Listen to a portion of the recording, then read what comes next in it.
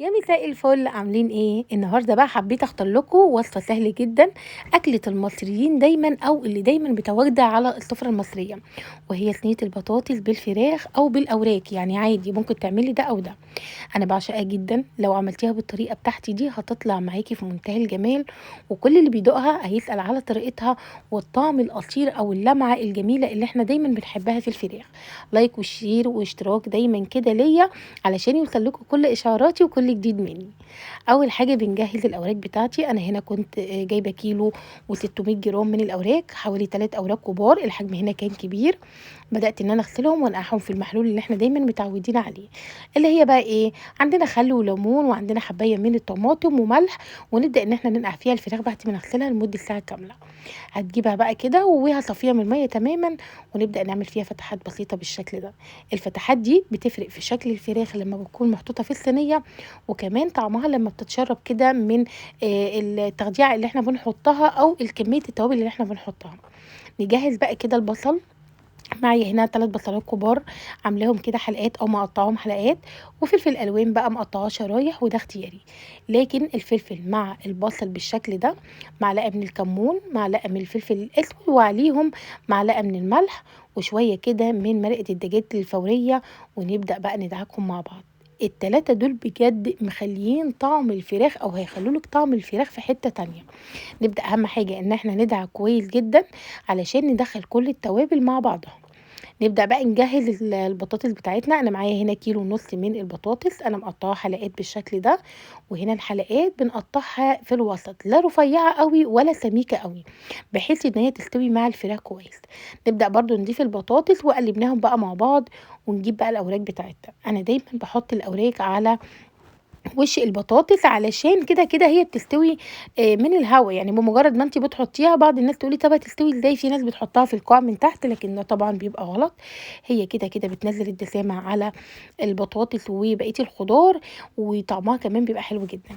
نزلت كمان معلقة صغيرة كده من الفلفل الاسود على الوش، وعندنا ورق من اللورة، معلقة صغيرة كده من الكمون على الوش كمان. ونبدأ بقى نعمل التخديعة بتاعتنا او الصلصة بتاعتنا. هنا أنا باجيب معلقة على النار، معلقة من التوم المهروس، على كده حبة من الزيت على النار. انا هنا مش هشوح التومه نهائي، لا، انا بس بمجرد ما احطها تحسي ان الريحه بتاعتها بتطلع كده. نبدا بقى ان احنا نضيف عصير الطماطم.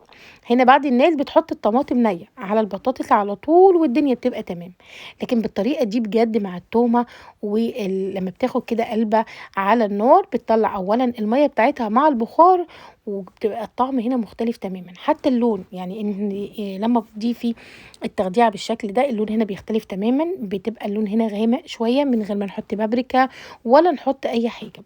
الطماطم هنا اخدت غلوتين 3 معايا بالشكل اللي انتوا شايفينه ده على النار. انا طبعا ما فصلتش الكاميرا نهائي. وبعد كده هناخد الحلة بتاعتنا وننزل على طول بقى على الفراخ والبطاطس، وننزل بكل الكمية اللي احنا عاملينها بالشكل اللي انتوا شايفينه ده. هنبدأ بس كده ننزلها بالمعلقة، علشان طبعا الطماطم تنزل في القاع وتبدأ ان هي توصل لكل البطاطس علشان تستوي مرة واحدة. جبت بقى ورق من الزبدة، وبدأت ان انا اهم حاجة نحط ورق الزبدة، ما نحطش ورق الفويل الاول علشان ده طبعا غلط على صحتنا. فهنبدأ نحط بقى ورق الزبدة كده، وبعدين هنغلفها بورق الفويل وندخلها الفرن. انا طبعا وانا بجهزها كنت فاتحة الفرن على اعلى درجة الحرارة هنا على 250، ده طبعا على حسب الفرن بتاعك. هتدخليها بقى الفرن، سواء الفرن الكهربائي او الفرن العادي بتاع البوتاجاز. فهتقعد في الفرن ده او ده حوالي ساعة ونص كاملة. ساعة كاملة على الرف الأوسط من تحت، بتكوني مشغلة الفرن من تحت، والنص ساعة بتكون مشغلة عليها النار، وبتاخد بقى اللون الجميل ده. وكمان الطعم هنا والريحة تحفة. الحاجة الوحيدة بقى اللي هي طبعا معرفتش اصورها، ان انا حطيت لها حتة فحمة. بتولعي فحمة بقى وبتحطيها وبتغطيها عليها، فتخيلي الطعم بقى الفراخ مع الفحم حاجة تانية بجد. طعمها حلو جدا، البطاطس مستوية، وكمان ريحتها حلوة قوي، وطعم الفراخ هنا بيبقى مختلف تماما. قدميها بقى مع رز ابيض. انا هنا قدمتها مع رز بسمتي، كنت طبعا عاملاه او كان عندي موجود عندي، وتقدري ان انت تقدميها كده، طعمها حلو جدا بجد. اتمنى ان شاء الله الفيديو النهارده بقى يكون خفيف على قلبكم، واكون قدمت لكم النهارده بقى وجبه خفيفه في رمضان. كل سنه وانتم طيبين، واتمنى بقى ان انتوا تعملوا لايك وشير واشتراك لهبه تي في. باي باي.